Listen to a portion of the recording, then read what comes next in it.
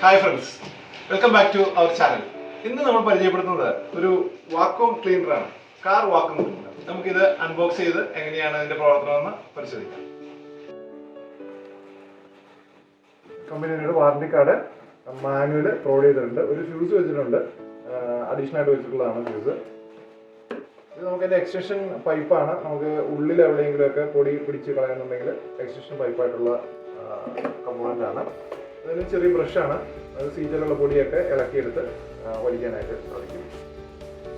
ചെറിയ ഗ്യാപ്പുകളിൽ, സീറ്റ് തമ്മിലുള്ള gap, brush കയറാത്ത ചില സ്ഥലങ്ങളിലൊക്കെ ചെറിയ കോർണറിലൊക്കെ പൊടി പിടിക്കാണ്ട് ഉപയോഗിക്കുന്ന ആക്സസറിയാണ്.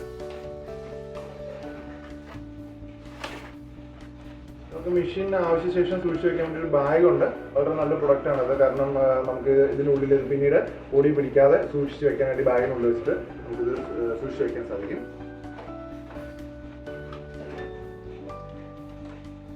ഈ അറ്റാച്ച്മെന്റ് ആണ് ഇതിന്റെ ഏറ്റവും വലിയ അഡ്വാൻറ്റേജ് എന്ന് പറയുന്നത്. ഈ അറ്റാച്ച്മെന്റ് വർക്ക് ചെയ്യുന്ന വീഡിയോ കാണിച്ചു തരാം. ഇതിന്റെ ഏറ്റവും വലിയ അഡ്വാൻറ്റേജ് എന്ന് പറയുന്നത് ഇതിന്റെ അകത്തൊരു ബ്രഷ് ഉണ്ട്. ഈ ബ്രഷിനകത്ത് ചെറിയൊരു മോട്ടറുണ്ട്. ഈ ബ്രഷ് റൊട്ടേറ്റ് ചെയ്യും. നമുക്ക് ഇതിനകത്ത് പവർ സപ്ലൈ വരും. ഈ രണ്ട് പിന്നുണ്ട്, ഇതിനകത്ത് പവർ സപ്ലൈ വരും.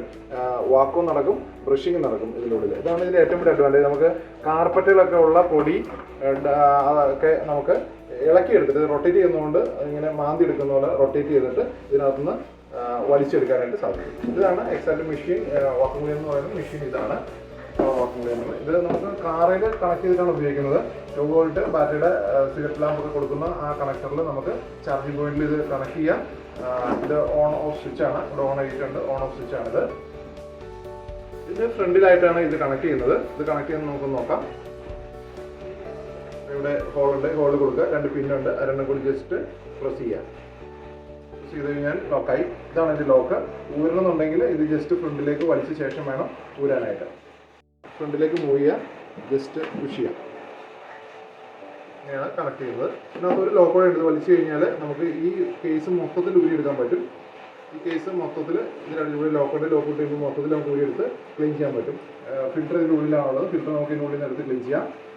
അതുപോലെ തിരിച്ച് ഇതുപോലെ നമുക്ക് ഫിക്സ് ചെയ്യാം. ഫിക്സ് ചെയ്യുമ്പോൾ നോക്കേണ്ടത് ഇവിടെ ഒരു വെട്ടുണ്ട്, ലോക്കുണ്ട്. അത് ടോപ്പിൽ തന്നെ വരണം.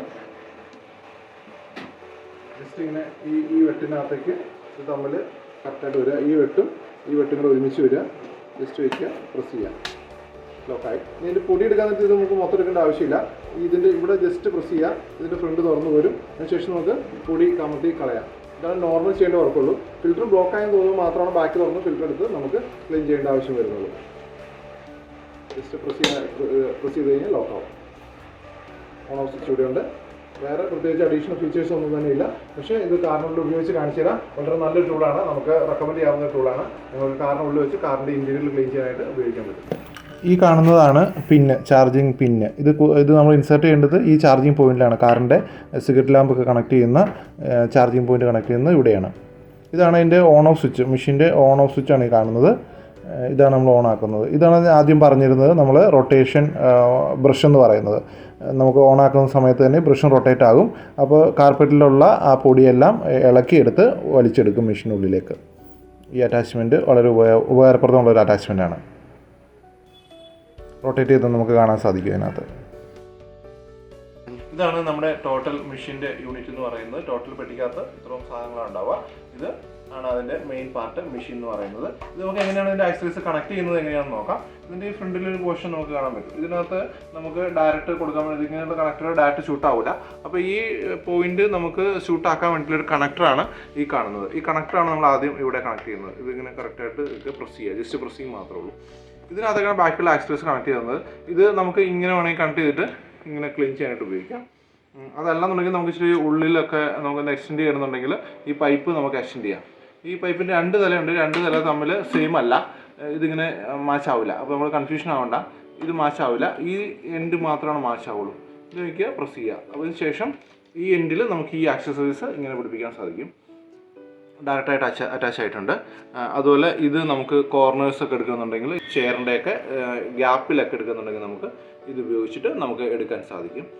ഈ എൻഡ് നമുക്ക് ഒരിക്കലും ഇവിടെ കണക്ട് ചെയ്യാൻ പറ്റത്തില്ല. 2 കാരണം കൊണ്ട് ഒന്ന് ഇതിന് പവർ സപ്ലൈ ആവശ്യമുണ്ട്, 2 ഇതിൻ്റെ കണക്ഷൻ്റെ വ്യത്യാസമുണ്ട്. ഈ എൻഡ് നമുക്ക് കൊടുക്കേണ്ടത് ഈ ആക്സസറീസ് ഊരിയ ശേഷം ഇവിടെയാണ് കണക്ട് ചെയ്യേണ്ടത്. ഇതിലൂടെ ലോക്ക് ഉണ്ട്, ലോക്ക് എടുത്തിട്ടാണ് നമ്മൾ ഇത് ഊരേണ്ടത്. അതിൻ്റെ ബാഗാണ്. ആവശ്യശേഷം നമുക്ക് ഇതെല്ലാം കൂടി ഇതിനകത്തേക്ക് പാക്ക് ചെയ്തെടുത്ത് സൂക്ഷിച്ച് വയ്ക്കാൻ സാധിക്കും.